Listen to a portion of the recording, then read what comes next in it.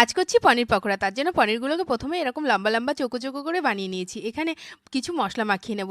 প্রথমে দিয়ে দিচ্ছি গোলমরিচের গুঁড়ো, তারপরে দিয়ে দিচ্ছি পরিমাণ মতন একটু বিট নুন, চাট মসলার গুঁড়ো, হলুদের গুঁড়ো আর সঙ্গে মিট মসলার গুঁড়ো। এটা একেবারেই অপশনাল। চাইলে দেবেন, না চাইলে না দেবেন। তারপরে মসলাগুলোকে বেশ সুন্দরভাবে মাখিয়ে রেখে দিতে হবে।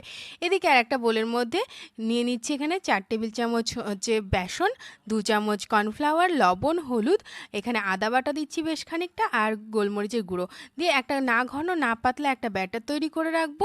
এবার এদিকে তেলটাকে ততক্ষণে কিন্তু গরম করে নিয়েছি। এবার তেলের মধ্যে ঠিক এইভাবে মাখিয়ে মাখিয়ে ছেড়ে দেবো। খুব বেশি গাঢ় করে কিন্তু মাখাবেন না, মোটামুটি হালকা থাকবে, এইভাবেই মাখাবেন।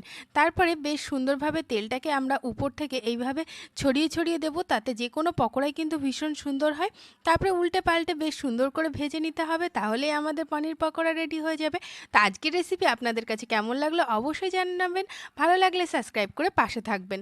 আর আজকের রেসিপি কিন্তু অবশ্যই একবার হলেও ট্রাই করবেন। চায়ের সঙ্গে হোক আর সসের সঙ্গে হোক আর কাসুন্দির সঙ্গে হোক, দারুণ জমে যাবে। টাটা।